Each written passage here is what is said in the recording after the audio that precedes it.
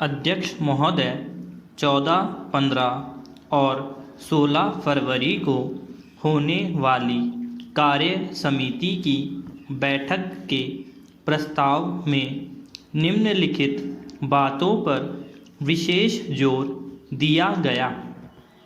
आंदोलन का सूत्रपात गांधी जी और उनके द्वारा चुने गए लोगों द्वारा किया जाएगा और पूर्ण स्वराज्य की प्राप्ति के लिए इन आंदोलन को साहित्यात्मक ढंग से चलाया जाएगा। सभी कांग्रेसजनों तथा अन्य लोगों को सत्याग्रहियों के साथ सहयोग करके उनकी मदद करनी चाहिए।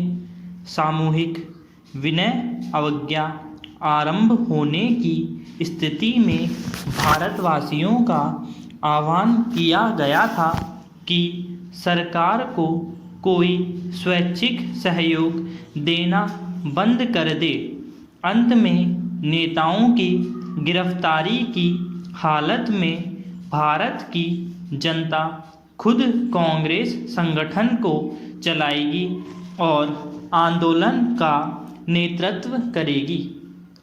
प्रस्ताव में यह नहीं बताया गया था कि आंदोलन के सूत्रपात का वास्तविक स्वरूप क्या होगा। पैरा आंदोलन आरंभ होने से पहले बहुत से कांग्रेस कार्यकर्ताओं के मन में शंका थी कि इसका अंत और परिणाम कैसा और क्या होगा। हालांकि गांधी जी ने कह दिया था कि यह आंदोलन अंत तक चलेगा। यह भी सवाल उठाया गया कि कहीं पिछली बार की भांति इस आंदोलन को भी बीच में रोक तो नहीं दिया जाएगा।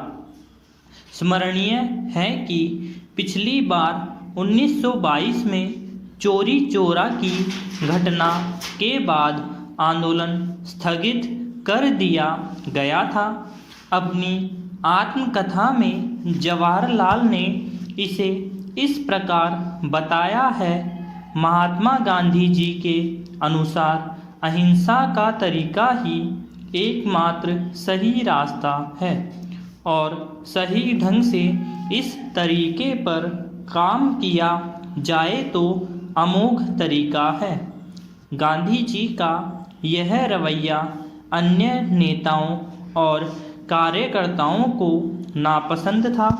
अतः हमने उनके साथ चर्चा की और उनकी बात से हमें ऐसा लगा कि अब उनके चिंतन की दिशा में कुछ परिवर्तन हुआ था और अब यदि आंदोलन शुरू हुआ तो किन्हीं छुटपुट हिंसा की घटनाओं के कारण आंदोलन को स्थगित करने की ज़रूरत नहीं थी।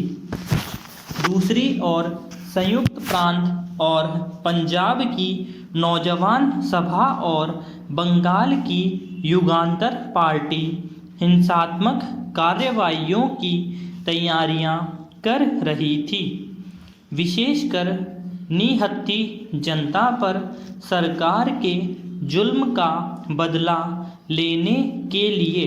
पैरा इसके बाद ही गांधी जी ने यंग इंडिया के स्तंभों में अपने विचारों का खुलासा करना शुरू किया।